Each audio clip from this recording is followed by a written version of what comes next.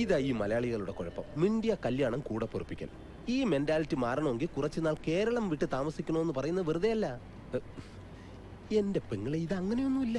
ഞാനും അവളും കൂടി ഉള്ള ഒരു അഡ്ജസ്റ്റ്മെന്റ്, അത്രേ ഉള്ളൂ. ഒരു പെണ്ണിന്റെ ജീവിതം വെച്ചിട്ട് ഉസ്മാൻ കളിക്കുന്നതെന്ന് ഓർക്കണം. നിനക്ക് നാട്ടിലെ ഭാര്യ മക്കളൊക്കെ ഇല്ലേ ഉസ്മാനെ? അത് നാട്ടിലല്ലേ, പക്ഷെ എന്റെ ഇവിടുത്തെ കാര്യങ്ങൾ എങ്ങനെ നടക്കും? ഈ കണ്ണും ചെവി എന്നൊക്കെ പറയുന്നത് കാണാതിരിക്കാനും കേൾക്കാതിരിക്കാനും കൂടിയിട്ടാണ് പെങ്ങളെ. നമുക്ക് വേണ്ടാത്ത കാര്യങ്ങൾ കാണണ്ട, കേൾക്കണ്ട. എന്തേ? പെങ്ങളുടെ കഴിഞ്ഞ മാസത്തെ ശമ്പളം സ്പോൺസർ എന്നെ ഏൽപ്പിച്ചതാ. 600 റിയാലുണ്ട്. 600 റിയാലോ? പോരുമ്പോ പറഞ്ഞത് 800 റിയാലാ. 200 റിയാല് എന്റെ കമ്മീഷൻ. ഇടയ്ക്ക് എന്റെ മുറിയിലേക്ക് വന്നു പോകുന്നതിന് ഞാൻ ആ പെണ്ണിന് കുറച്ച് കാശ് കൊടുക്കാറുണ്ട്. കൂലിയായിട്ടൊന്നും അല്ല കേട്ടോ, ഒരു സ്നേഹം. ആ കാശ് ഇങ്ങനെയൊക്കെയല്ലേ അഡ്ജസ്റ്റ് ചെയ്യാൻ പറ്റൂ. നാട്ടില് ഭാര്യ മക്കളും ഉള്ളതല്ലേ, അവർക്ക് അയക്കുന്നതിൽ കുറവ് വരാൻ പാടില്ലല്ലോ. അപ്പൊ ഈ കാശ് ഞാൻ പെങ്ങളുടെ വീട്ടിലേക്ക് അയച്ചേക്കട്ടെ?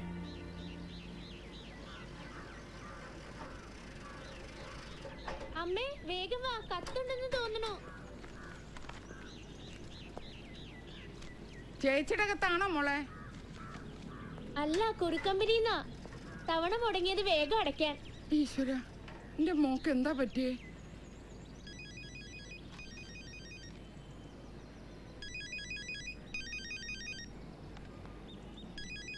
അമ്മേ, വേഗം വന്ന് പുറത്തുനിന്നുള്ള നമ്പറാ. ഹലോ ഹലോ, അശ്വതിയുടെ വീടല്ലേ? അതെ, ആരാ സംസാരിക്കുന്നേ? ഞാൻ സൗദിന്നാ. എനിക്ക് അശ്വതിയെ പറ്റിയിട്ടുള്ള ചില വിവരങ്ങൾ അറിയാനാ. സൗദിന്നാ? ഹലോ, ആരാ സംസാരിക്കുന്നേ? എന്റെ മോൾ എവിടെയാ? അവളെന്താ വിളിക്കാത്ത? അശ്വതിയുടെ അമ്മയല്ലേ? അശ്വതി നാട്ടിലോട്ട് അവസാനമായി വിളിച്ചത് എപ്പോഴായിരുന്നു? അയ്യോ, അവക്ക് എന്താ പറ്റിയത്?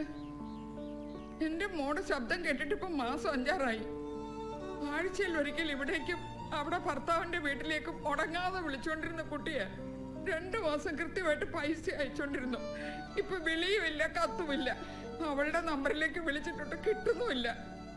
എന്താ എന്റെ മോക്ക് പറ്റിയേ? ആരാ നിങ്ങള്? ഞങ്ങൾക്ക് അവിടെ കാശും പണവും ഒന്നും വേണ്ട. ജീവനോട് അവളെ ഒന്ന് കണ്ടാ മാത്രം മതി.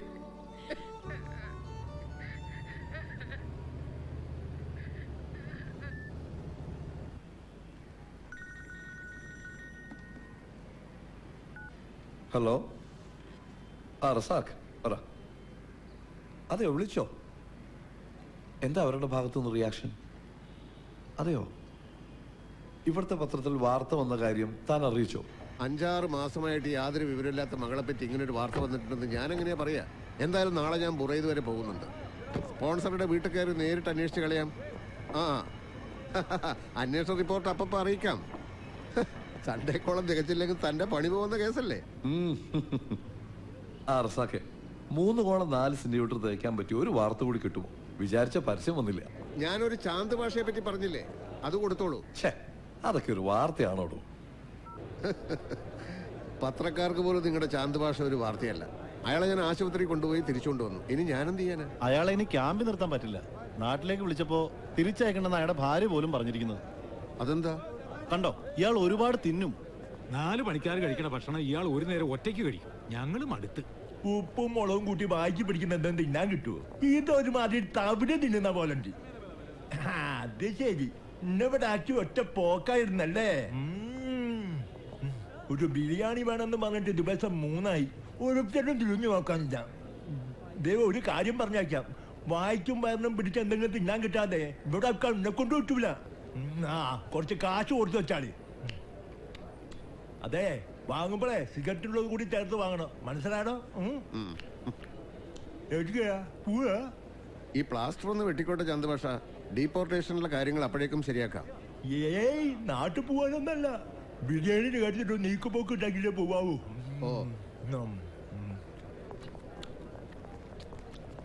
വരണ വെള്ളിയാഴ്ച ക്യാമ്പിൽ ഇൻസ്പെക്ഷൻ ഉണ്ടാവും.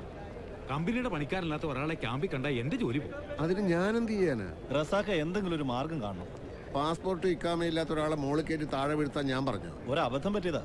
റസാഖ എന്തെങ്കിലും ചെയ്തില്ലെങ്കിൽ ഞങ്ങൾ അയാളെ എവിടെയെങ്കിലും കൊണ്ടുപോയി കളയും. പിന്നെ വേസ്റ്റ് സാധനങ്ങൾ ഏറ്റെടുക്കല്ലേ റസാഖയുടെ പണി. എങ്ങോട്ട് വന്നേക്കാം. അല്ല, റസാഖ പോയാ നിങ്ങൾ 2 ദിവസം കൂടെ അയാൾ ഇവിടെ താമസിപ്പിക്കും. അതിനിടയിൽ എന്തെങ്കിലും വഴിയുണ്ടോ എന്ന് ഞാനൊന്ന് നോക്കട്ടെ. من هنا. ما ابغي اسمع شيء. هذه الخدامة اساءت لسمعتي. روح روح. صديق لو في كانت من هندي لازم أنا يعرف أنا يجي من سفارة. لا تتكلم ولا كلمة. ما ابغي اسمع شيء من المليباري. انت كمان خربان وكل الهنود خربانين، والا ابلغ الشرطة. Get lost.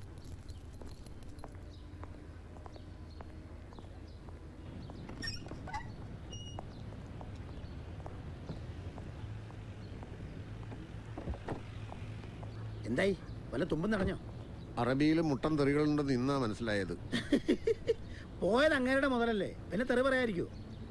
ആ അറബിയുടെ പെരുമാറ്റം കാണുമ്പോൾ എന്തോ ഒരു ദുരൂഹതയുണ്ടെന്നാണ് എനിക്ക് തോന്നുന്നത്. ഇവരുമായി ബന്ധപ്പെട്ട ആരെങ്കിലും വഴി അന്വേഷിച്ചാൽ എന്തെങ്കിലും തുമ്പ് കിട്ടും. എന്നിട്ട് എന്നാത്തിനാ ആ അജിത്ത് മേനോന് പത്രത്തിലിടാൻ ഒരു വാർത്തയും കിട്ടും, റസാക്കാടെ പോക്കറ്റിൽ കിടന്ന കുറച്ച് റിയാൽ പോയും കിട്ടും. അജിത്തിന് വാർത്തയ്ക്ക് വേണ്ടിയിട്ടുള്ള അന്വേഷണം മാത്രമല്ല വർഗീസ് ചെയ്ത്. ആ സ്ത്രീ നിരപരാധിയാണെങ്കിലോ എങ്കിൽ ഈ മിസ്സിങ്ങിന് പിന്നിൽ എന്തെങ്കിലും കൂടി കാരണം കാണും.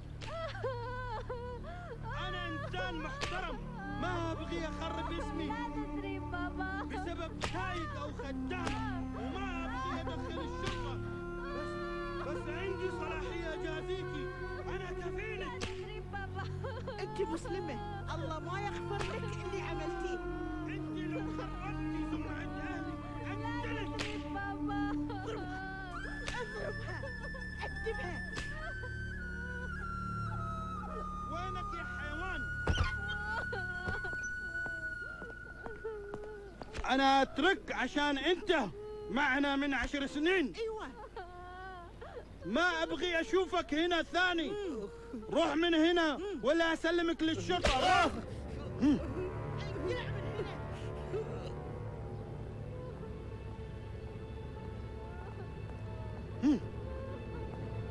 اللي جوا ما تعطيني حتى مويه.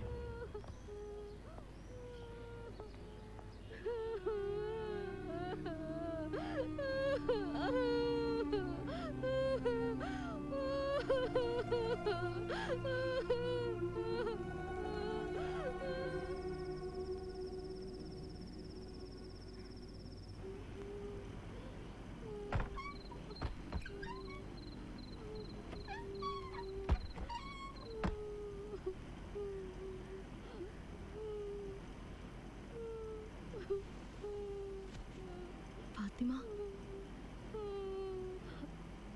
അവരെല്ലാം ഉറങ്ങി. അക്കുൽ, നോ ഫുഡ് പ്രോബ്ലം. അക്കുൽ, روحي ما هنا والا انت في مشكله. കണ്ട കുഴപ്പമൊന്നും പറഞ്ഞല്ലേ ഞാൻ? രണ്ടുപേരും കേട്ടില്ല.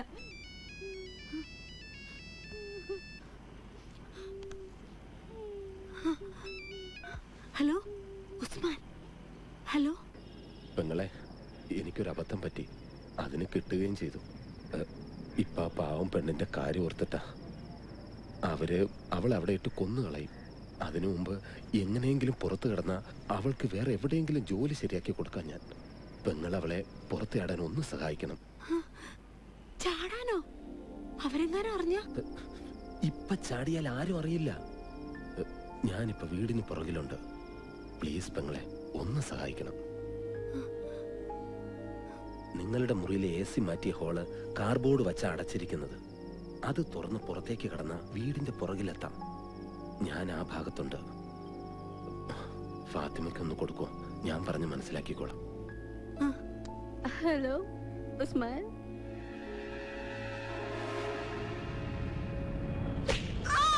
كيف راحت؟ انت عارفة. قولي قولي. انت عارفة، قولي اتكلمي. ما ادري. ليش عثمان اتصل امس بالليل؟ ما تحتاجين الجوال.